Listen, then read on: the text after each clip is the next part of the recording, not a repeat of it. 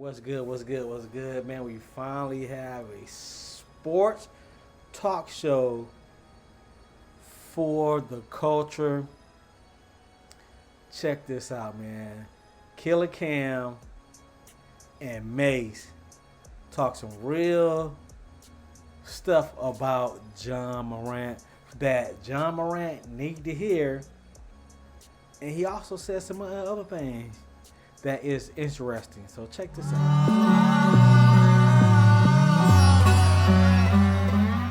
Now he is being investigated by Colorado police after multiple incidents. What is he healing from? That was going to be my first question. First, I wanted to let her finish saying what she had to say. Because that was my first. The fuck is a healing process? See, you know what happens? You know what happens on some G shit? You know what happens? And I'm not being funny and none of this shit because, you know, really not funny. Nah, because you know what it is? They'll sit there and say that we insensitive because we grew up in another era and all that other shit. Niggas gotta stop playing with this mental health shit. Yeah. For real. When niggas get in trouble and niggas ain't doing shit right, niggas just running to that. Yeah. Yo, you know what? I bugged out and my brain ain't been working right. So. But when he get the money from it, there's no mental issues. Yeah. You're really not supposed to pay somebody a lot that got mental issues. Yeah. But I think he just got goals. I think he's trying to make it out the league and make it to the hood. Sound about right. I mean. Make it out the league to make it to the hood. I got a few things to say about it. Yeah, because I think when he first started, the thing that happened with the kid, that was kind of crazy. The 17-year-old. Yeah, boxing with the kid or the kid hit him with a ball, they stomped him. We actually have a list of all the shit that he did. Yeah, one was with the mall head of security. What happened with the mall security? No, could you run down everything he did in the last month or so? Yes, okay. One with a 17-year-old and an altercation with the Indiana Pacers. It was also claimed he was throwing gang signs. What happened with the Indiana Pacers? Would you like to elaborate on that one? Be honest was with that you. the thing with the laser? infrared? Yeah, nigga. He put it. And my thing is, how he getting all these guns on the road? And he was in Indiana with a laser on niggas. How was you getting all these guns on the road? Oh my goodness. E4KT or something, EOTF or something. He has people. Well, listen, this is my thing on the whole thing, on the situation. I love Ja as a player though. Maybe that's what make him so aggressive going to the basket. The whole shit is this, bro. You know, and I've seen it happen a lot with the last few years, even when some peak players for the Raiders. Yeah. They were speeding a few years ago, killed somebody. It was like 3 players on the Raiders like 2 years ago that got kicked off for killing and speeding and drinking and driving. And what I call it the Gary Coleman syndrome. Seriously. What is Gary Coleman? Gary Coleman never played sports. Nah, he never played sports, but I call it the Gary Coleman syndrome.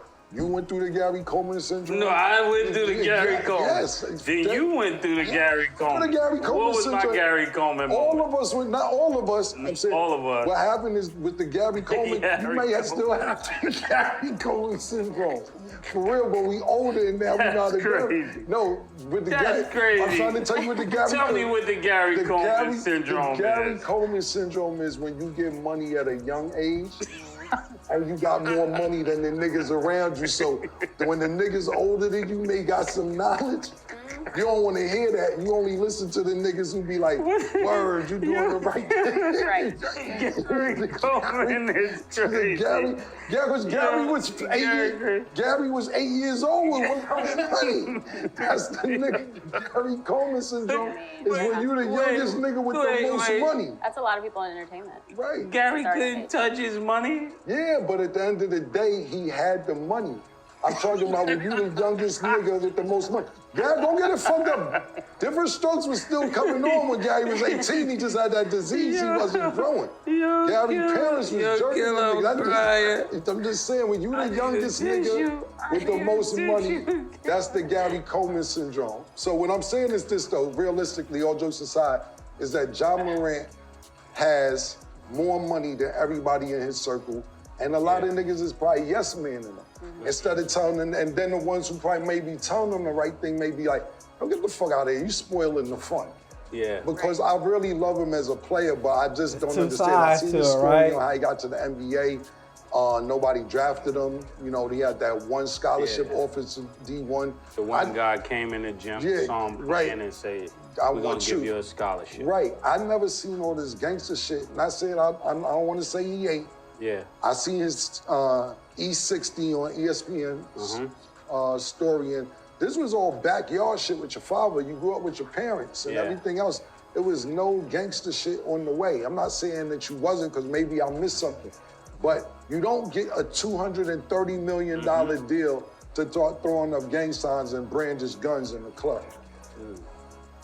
Would you going to elaborate on that? I think a thing that happened with the young athletes the most is that they break them trying to make them great. Like, you know, being in a park all the time, breaking their will, almost breaking them down mentally. So that's why a lot of kids that end up really great, they malfunction in the mind. Yeah, but not only that, a lot of athletes, you got to realize, a lot of professional athletes as well have been superstars since they was 8. You're not gonna, the average basketball. That's what I'm talking about. Right, absolutely, that's what I'm agreeing with you. The average athlete who's in the pros didn't start when they was 17. Yeah. They've been doing this since they was 6, 7, 8, 9 years old. So they never really got to live, so maybe he's trying to live right now, and this is his form of living. I think that anybody in that 16 to 28-year-old range is all blurred lines between athletes and rappers. Yeah. Because all the all the rappers think they can ball, and all the ballers think they can. Stat baby. Stat baby. Stat baby. Come here. This is my stat baby right here. We call her stat baby. She got all the stats? Yeah, she works for me only. You can't use her when you want to use this stat baby. When you get a chance, come back and tell me them knucklehead ass niggas that played for the Raiders, that ran over some people and killed somebody driving, that fucked up their life because they tried to put an album out after they got out the NFL like 2 years ago, all right? All right, thank you, I appreciate it.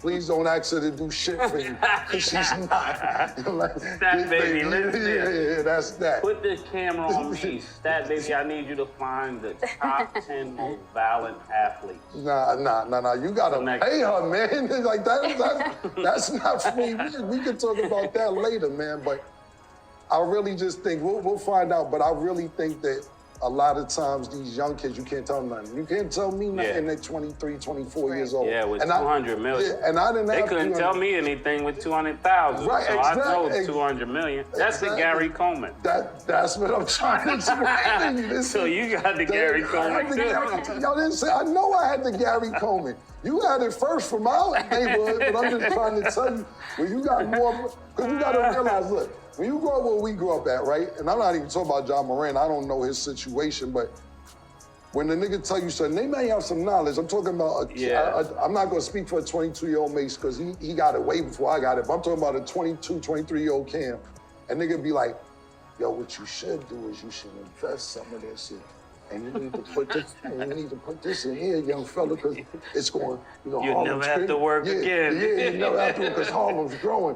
And you sitting there like this with the money, and you looking like, why you ain't do this? Right. Why you ain't do this with your money if you ever had money? So now I can't really go off what you telling me, because you fucked up, but you got an idea for me. Right. Yeah.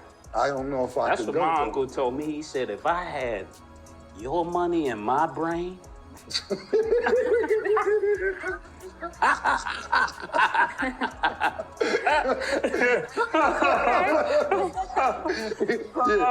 money with my brain is wild disrespectful. That's that's wild disrespectful. What are you talking about? And then he asked me to buy him a boat. Yeah, exactly. But when you young, it's hard. And the niggas, they may have some knowledge, but they ain't got the money to match the knowledge. That shit is gonna be like, that's gonna make you, I'm sorry. That shit gonna have you like, I can't really go with what you saying. I'm gonna keep it honest. He's the main one like that. Like, he's definitely Gary Coleman. Finally, we got a show for the culture that's keeping it real 100, that's not trying to preach to nobody, that's not trying to put anybody down, just keeping it real from the culture perspective. Let me know what you think. Right or wrong. Shout out to Cameron and Mace. I'm out of here.